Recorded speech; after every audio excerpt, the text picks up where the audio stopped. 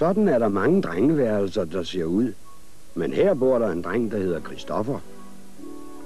Ligesom mange andre små drenge, har Christoffer nogle legetøjsdyr, og alle lever de sammen i deres egen dejlige eventyrverden.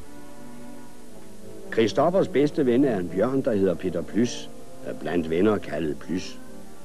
Og Peter Plys kom altid ud for de mærkeligste oplevelser, når han færdedes i Trylleskoven. I den grønne Trylleskov, vi ser vores ven i leg. I dag har han lyst til fest og sjov, blandt træerne svinger han sig.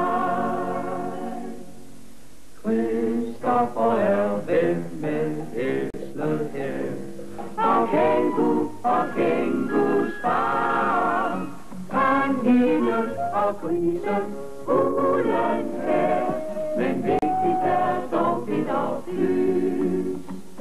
Hej Peter Plys, dig Peter Plys, hvem er alles bedste ven her i skoven? Det er Peter Plys, er Peter Plys, tosse, flosse, klosse som jord.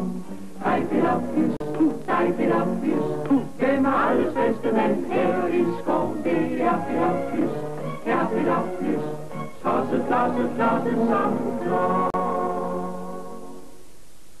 På denne solrige morgen prøvede Plys, der jo har en meget lille hjerne, at tænke på noget. Tænke,